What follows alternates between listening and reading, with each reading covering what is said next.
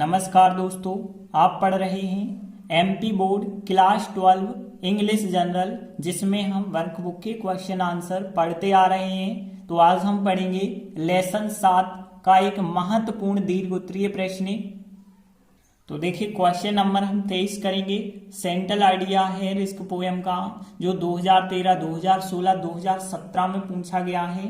तो देखिए यह दीर्घ उत्तरीय प्रश्न है, बड़ा है, तो ध्यान से आप समझना। देखिए पूरा आंसर इतना बड़ा है, बस एक एक लाइन को यदि आप ध्यान से समझेंगे तो आराम से आपसे यह आंसर भी बनने लगेगा। तो देखिए क्वेश्चन नंबर 23 क्या है, right the central idea of the poem risk. तो यहाँ पे जो रिस्क पोएम है, इस पोएम का सेंट्रल आइडिया मतलब केंद्रीय भाव, राइट मतलब लिखिए। तो देखिए सेंट्रल आइडिया होता क्या है, मतलब जो पाठ के द्वारा, जो पोएम के द्वारा समझाना चाहते हैं, मुख्य भाव, केंद्रीय भाव, वो हमें लिखना है। तो देखिए इस पोएम में बताया गया है कि मनुष्य को रिस्क लेना बहुत ज्यादा जरूरी है, क्योंकि मनुष्य यदि अपनी जीवन की सभी आवश्यकताओं की पूर्ति करना चाहता है तो वहां जरूर उसको किसी ना किसी क्षेत्र में रिस्क जरूर मिलेगी।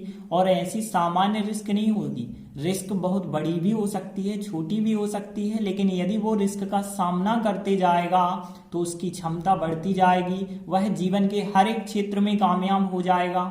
लेकिन यदि उसने रिस्क नहीं ली तो वह लाइफ में कुछ भी प्राप्त नहीं कर पाएगा।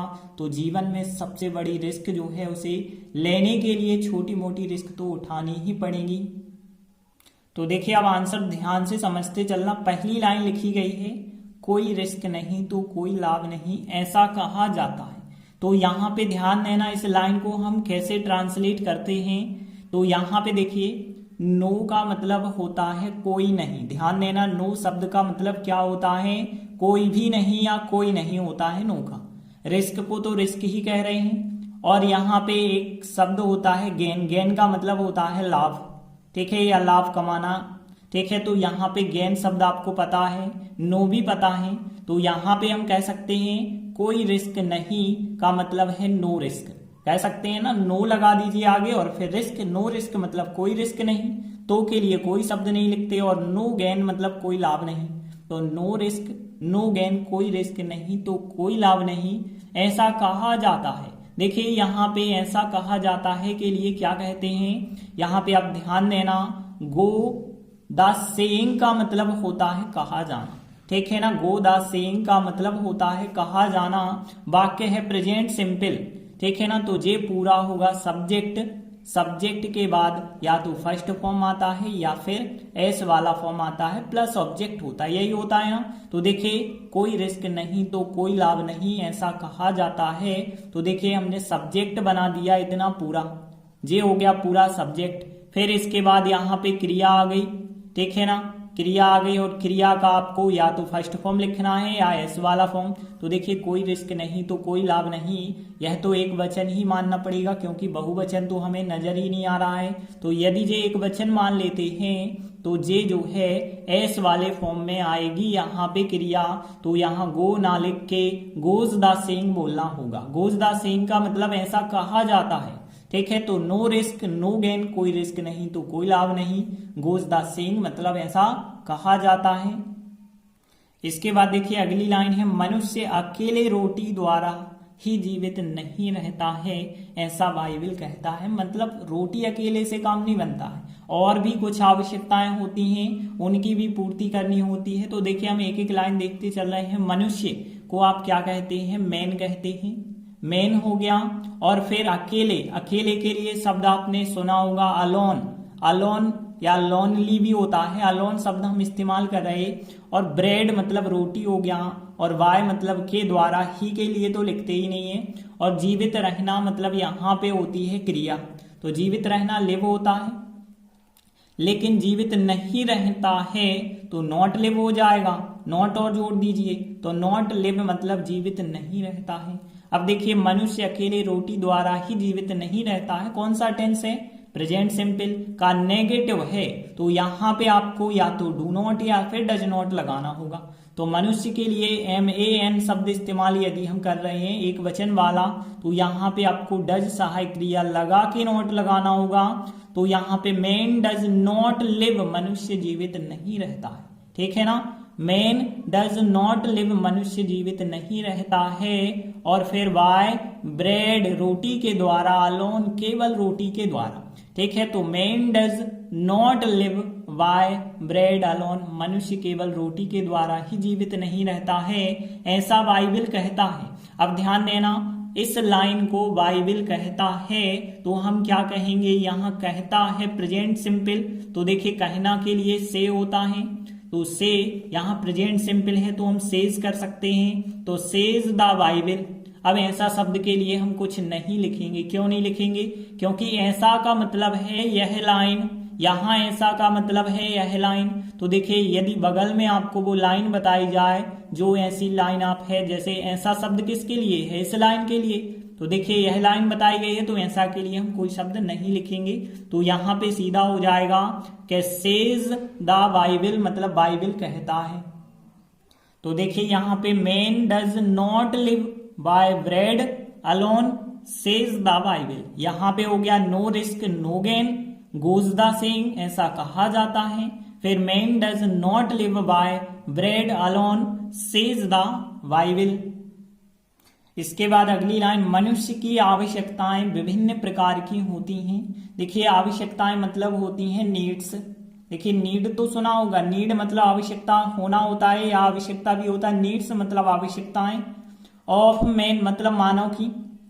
तो यहाँ पे हम कह सकते हैं मनुष्य की आवश्यकताओं के लिए क्या शब्द हो जाएगा, नीड्स ऑफ मैन हो जाएगा। मनुष्य की आवश्यकताएं विभिन्न प्रकार की होती हैं। तो देखिए विभिन्न मतलब होता है वेरियस, हम कह सकते हैं वेरियस मतलब होता है विभिन्न, ठीक है। तो ध्यान रखना वेरियस टाइप, टाइप मतलब प्रकार की, ठीक है ना। तो कहते हैं ना कि आप किस टाइप के हो, तो यहाँ पे जो टाइप शब्द होता है, टाइप मतलब प्रकार की होता है, तो वेरियस टाइप्स मतलब विभिन्न प्रकार की, ठीक है ना। तो यहाँ पे हो गया नीड्स ऑफ मैन, मनुष्य की आवश्यकताएं, वेरियस टाइप्स मतलब विभिन्न प्रकार की। और यहाँ पे की शब्द के लिए यदि हम लिखते हैं तो ऑफ शब्द हो जाएगा। और होती हैं के लिए तो कोई शब्द नहीं लिखेंगे, सहायक क्रिया के द्वारा हो जाएगा। तो देखिए हमने लिखा, फिर यहाँ पहले सब्जेक्ट होगा तो नीड्स ऑफ मैन, मनुष्य की आवश्यकताएं हो गई बहुवचन, सहायक क्रिया इज एमआर में से आर लगाएंगे। ऑफ वेरियस टाइप्स मतलब विभिन्न प्रकार की होती हैं, तो यहाँ नीड्स ऑफ मैन मनुष्य की आवश्यकताएं और सहायक क्रिया, फिर ऑफ मतलब की, और फिर वेरियस टाइप्स मतलब विभिन्न प्रकार की होती हैं। फिर देखिए अगली लाइन, उनकी पूर्ति के लिए कठिन परिश्रम की आवश्यकता होती है। देखिए जो विभिन्न प्रकार की आवश्यकताएं हैं वो ऐसा नहीं है कि आराम से पूरी हो जाएं, बिल्कुल नहीं आराम से पूरी हो सकती हैं। यदि उनकी पूर्ति आप करना चाहते हैं तो उनके लिए हार्ड वर्क की आवश्यकता होती है। तो हार्ड वर्क मतलब कठिन परिश्रम। और फिर आवश्यकता होती है यदि हम बात करें तो देखिए नीड भी आप लिख सकते थे, या फिर एक क्रिया और होती है रिक्वायर। रिक्वायर का मतलब होता है आवश्यकता होना, तो रिक्वायर शब्द इस्तेमाल कर ले रहे हैं हम। और फिर यहाँ पे ध्यान देना पूर्ति, पूर्ति होती है फुलफिलमेंट, ठीक है ना। पूर्ति के लिए क्या कहते हैं, फुलफिलमेंट। तो यहाँ पे फुलफिलमेंट मतलब पूर्ति होता है या फिर पूर्ति के लिए, एक ही बात है। अब देखिए उनकी, उनकी का मतलब है उन आवश्यकताओं की, तो उनकी मतलब दियर कहना होगा। तो दियर फुलफिलमेंट उनकी पूर्ति, या फिर उनकी पूर्ति के लिए, एक ही बात है। तो दियर फुलफिलमेंट उनकी पूर्ति के लिए।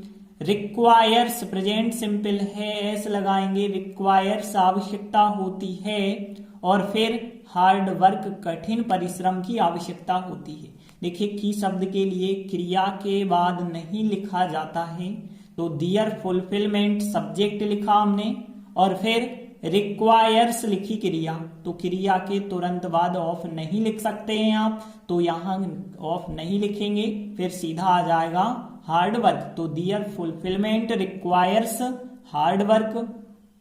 इसके बाद देखिए अगली लाइन, और वहां मतलब जहां पे आप कठिन परिश्रम कर रहे हैं उनकी पूर्ति के लिए, वहां पे आपको कई खतरे मिलेंगे, कई बाधाएं मिलेंगी और कई रिस्क भी आपको मिलेंगी। तो देखिए यहाँ पे खतरे के लिए हमने एक शब्द बताया था, हैजर्ड बताया था। तो यहाँ पे हैजर्ड का मतलब होता है खतरा, लेकिन हैजर्ड्स मतलब खतरे। और बाधाओं के लिए भी आप एक शब्द पढ़ चुके हैं, ऑब्स्टेकल्स मतलब होती हैं बाधाएं। ऑब्स्टेकल्स मतलब क्या होती हैं? बाधाएं। रिस्क को रिस्क ही हम कहेंगे। और मैनी मतलब कई, तो मैनी हैजर्ड्स मतलब कई खतरे, ऑब्स्टेकल्स मतलब बाधाएं, एंड रिस्क मतलब यहाँ पे रिस्क को रिस्क ही हम कहेंगे, लेकिन बहुवचन में लिखेंगे क्योंकि कई खतरे, कई बाधाएं, कई रिस्क, तो रिस्क में ऐसे लगा के लिखेंगे रिस्क। ठीक है, तो एंड देयर और वहां, एंड देयर और वहां, फिर सहायक क्रिया अब हम लगाएंगे and there are, and there are लिखेंगे। फिर इसके बाद मैनी हैजर्ड्स, मैनी हैजर्ड्स लिखेंगे, ऑब्स्टेकल्स लिखेंगे, एंड रिस्क लिखेंगे। तो इस प्रकार से बन जाएगा and there are many hazards, obstacles and risk. तो देखिए अब हम इन पांचों लाइनों को रिपीट कर लें एक बार पहले। तो यहां नो रिस्क, नो गेन, कोई रिस्क नहीं तो कोई लाभ नहीं। गोज द सेइंग, ऐसा कहा जाता है। Man does not live by bread alone, says the Bible. Needs of man are of various types, their fulfilment requires hard work, and there are many hazards, obstacles and risk. इसके बाद अगली line क्या है? प्रकृति उसके सामने, उसके मतलब मानव के जो सामने कई बाधाएं और चुनौतियों को रख देती है। मतलब ऐसा नहीं है कि आपको प्रकृति सामान्य रूप से या बहुत सरलता से आपको हर चीजें उपलब्ध करा दे, बिल्कुल नहीं। उसके लिए आपको कई चुनौतियां, कई बाधाओं का सामना करना पड़ेगा। तो देखिए प्रकृति मतलब हम कह सकते हैं नेचर, और फिर उसके सामने मतलब यहाँ पे हम कह सकते हैं उसके मतलब मानव के सामने। और फिर यहाँ पे बाधाओं की बात यदि हम करें तो बाधाओं के लिए ऑब्स्टेकल्स हमने बताया, एंड चैलेंज, चैलेंज मतलब चुनौतियां होती हैं, और रख देना मतलब पुट करना। तो यहाँ पे पुट तो आप लोगों को पता ही होगा, पुट करना मतलब होता है रखना। और यहाँ प्रेजेंट सिंपल है तो पुट में एस लगा के लिखेंगे।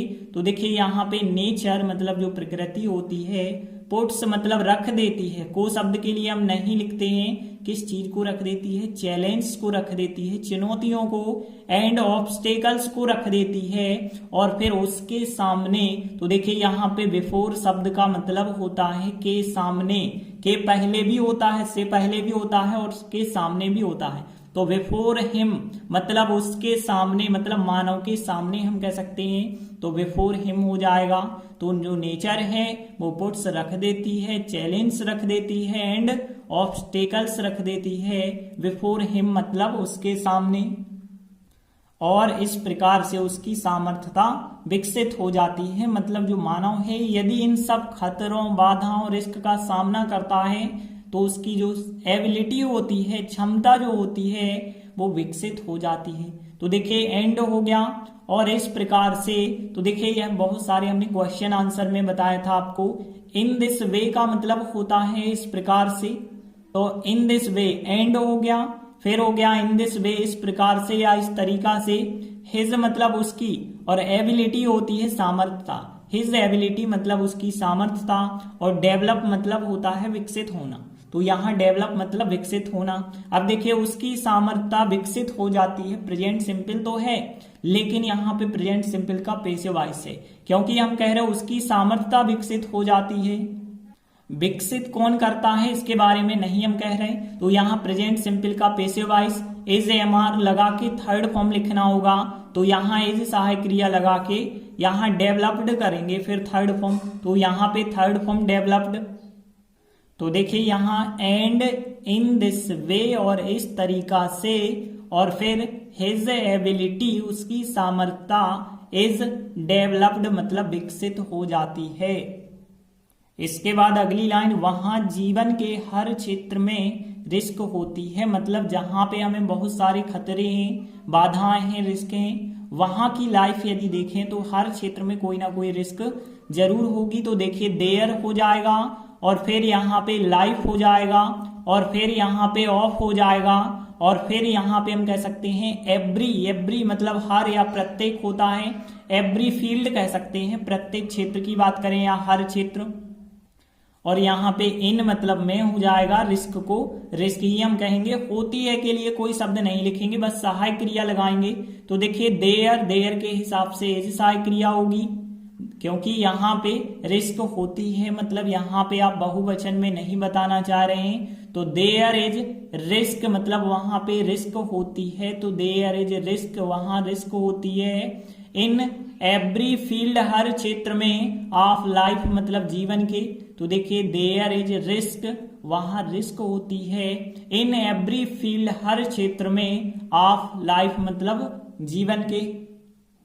इसके बाद देखिए अगली लाइन, किसी भी चीज को हासिल करने के लिए हमें रिस्क उठानी पड़ेगी। मतलब जीवन के हर क्षेत्र में रिस्क होती है, इतना तो हमें पता है, लेकिन यदि हम कोई चीज हासिल करना चाहते हैं तो वो रिस्क तो उठानी पड़ेगी हमें। तो देखिए यहाँ पे यदि हम बात करें तो यहाँ पे देखिए हासिल करना, हासिल करना क्या होता है आप लोगों को पता होगा, अचीव।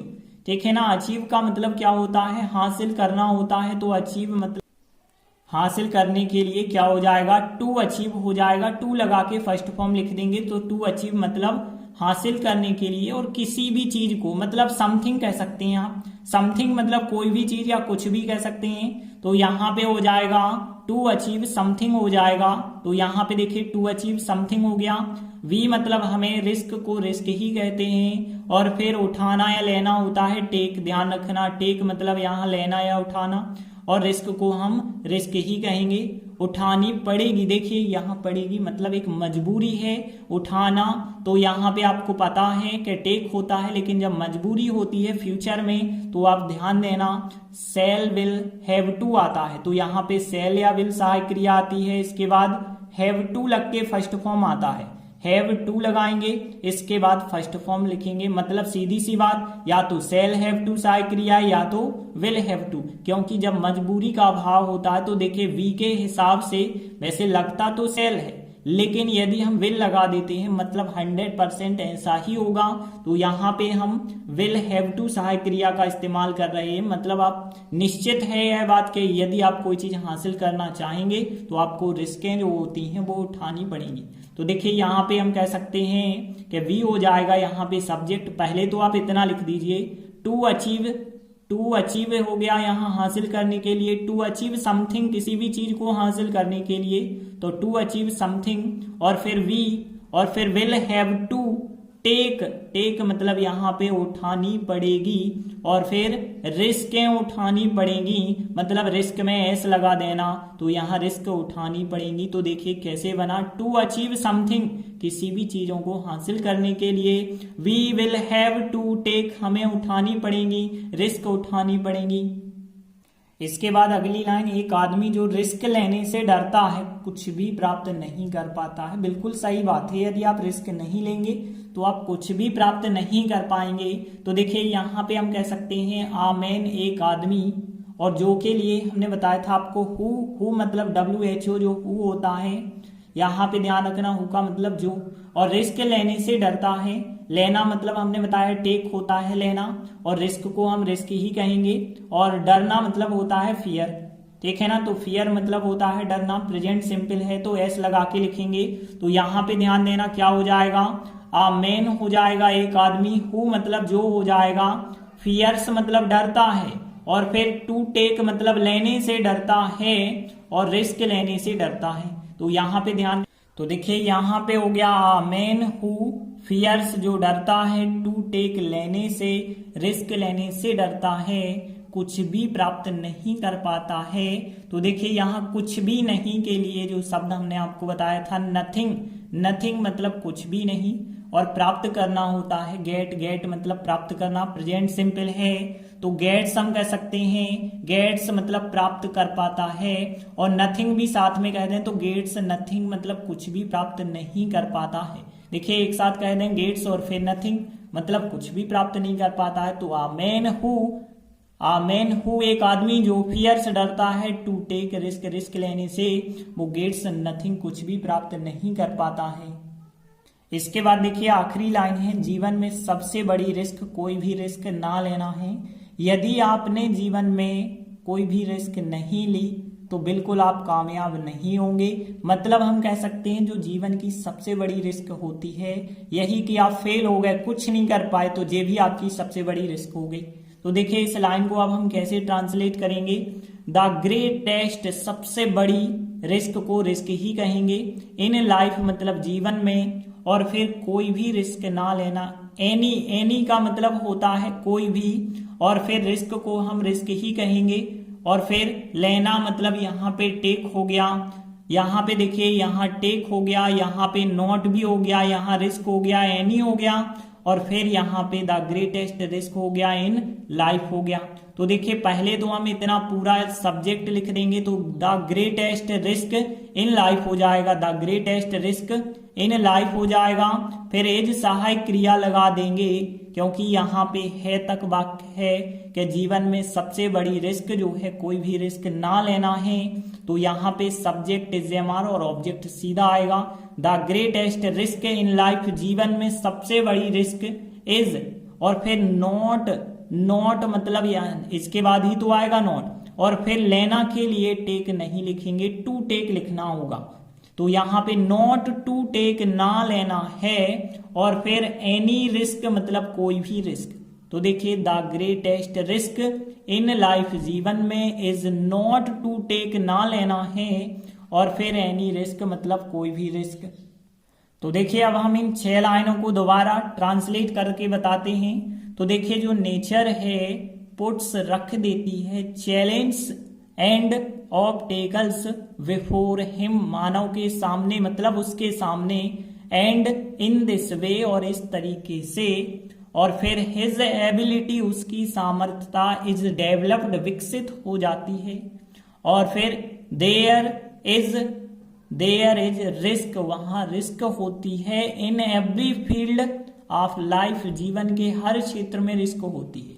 और फिर टू अचीव समथिंग, किसी भी चीज को हासिल करने के लिए, we will have to take, हमें उठानी पड़ेगी, रिस्कें उठानी पड़ेंगी। और फिर आमेन, एक आदमी हु फियर्स जो डरता है, टू टेक रिस्क, रिस्क लेने से डरता है, गेट्स नथिंग, कुछ भी प्राप्त नहीं कर पाता है। The greatest risk in life, जीवन में सबसे बड़ी risk is not to take any risk, कोई भी रिस्क ना लेना है।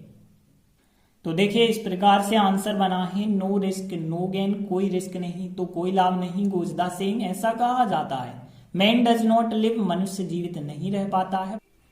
बाय ब्रेड मतलब रोटी के द्वारा, अलोन मतलब केवल रोटी के द्वारा मनुष्य जीवित नहीं रह पाता है। सेज द बाइबल, ऐसा बाइबल कहता है। नीड्स ऑफ मैन, मनुष्य की आवश्यकताएं, आर ऑफ वेरियस टाइप्स, विभिन्न प्रकार की होती हैं। दियर फुलफिलमेंट, उनकी पूर्ति के लिए, या फिर उनकी पूर्ति क्या करना चाहती है, रिक्वायर्स मतलब आवश्यकता होती है, हार्ड वर्क की आवश्यकता होती है उनकी पूर्ति के लिए। And there are many hazards, और वहां पे कई खतरे होते हैं, ऑब्स्टेकल्स होती हैं, बाधाएं होती हैं, और कई रिस्कें भी होती हैं। और इसके बाद क्या होता है, नेचर जो प्रकृति होती है वो भी पुट्स कर देती है चैलेंज एंड ऑब्स्टेकल्स को बिफोर हिम, मानव के सामने कई चैलेंज आ जाते हैं, कई बाधाएं आ जाती हैं। एंड इन दिस वे, और इस तरीका से हिज एबिलिटी, उसकी जो सामर्थ्यता होती है, डेवलप्ड विकसित हो जाती है। देयर इज रिस्क, वहां पे रिस्कें होती हैं। इन एवरी फील्ड, हर क्षेत्र में ऑफ लाइफ, जीवन के। टू अचीव समथिंग, किसी भी चीज को हासिल करने के लिए। We will have to take risk, हमें रिस्कें उठानी पड़ेंगी। आमेन, एक आदमी हो मतलब जो फियर्स डरता है, टू टेक रिस्क, रिस्क लेने से डरता है, वो गेट्स नथिंग, कुछ भी नहीं प्राप्त कर पाता है। The greatest risk in life, जीवन में सबसे बड़ी risk is not to take any risk, कोई भी रिस्क ना लेना है। तो देखिए हमने बहुत ही इंपॉर्टेंट क्वेश्चन जो दीर्घ उत्तरीय में अक्सर पूछा जाता है कंप्लीट कर लिया है। आप भी 3-4 बार ट्राई करें क्योंकि थोड़ी कठिन जरूर है लेकिन असंभव बिल्कुल भी नहीं है। 1-2 बार आप ट्राई करेंगे अच्छे से लिख के तो आराम से आपसे बनने लगेगा। धन्यवाद।